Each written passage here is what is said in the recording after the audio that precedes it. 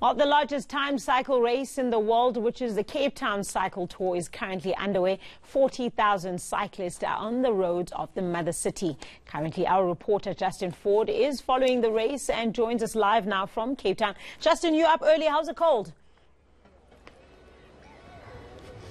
Hi, good morning, Kate. Yeah, cold and windy Cape Town morning. And I think you're not here to watch me, so I'm going to ask my colleague Asanda just to pan to his left to kind of just get a picture of the action at the moment.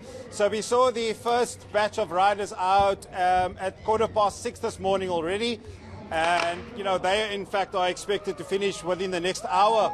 And I mean, all in all, so far so good. Yes, the wind has threatened to dampen the race.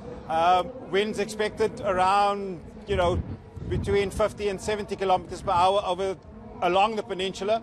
But like I said, so far so good. We haven't heard any incidents. So hoping all goes well for the rest of the race.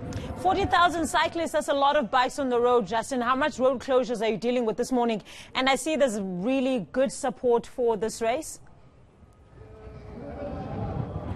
Yeah, look, absolutely. I think a race of this magnitude, planning starts the moment the race ends today. Planning for next year starts already. And from a road closure point of view, these plans have been put in place well in advance. A month ago already, a month to 3 weeks ago, road closures were identified to the many residents within Cape Town. I must admit they are fairly happy to have the event hosted in Cape Town. I don't see any unhappy people with road closures. So it's the main sort of closures along the M3 all the way up to Simonstown, Chapman Speak, as well as the Hout Bay region, all the way into Llandudno, Camps Bay, and to the finish line. So all in all, everybody's pretty happy.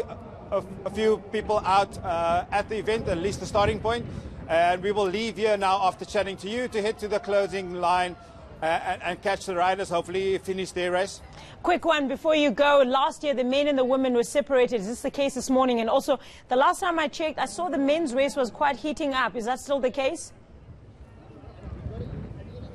Oh, absolutely. And I think just to touch on briefly, the fact that the female race had their own start. They were separate to the men. They did not have to be bunched up with the men and have to pace by the men. They started sort of halfway, at least they've got a 78-kilometer race. So they on the roads already started ahead of the men. So that's exciting for them. But the men's race, always a heated race. They promise to be exciting. I mean, the wind here didn't affect them. We saw them starting and they just immediately went at it.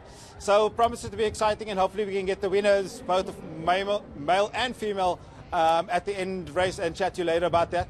I saw Steve Ngesi there. It was one of the riders there. When are you riding, Unique? When are you riding?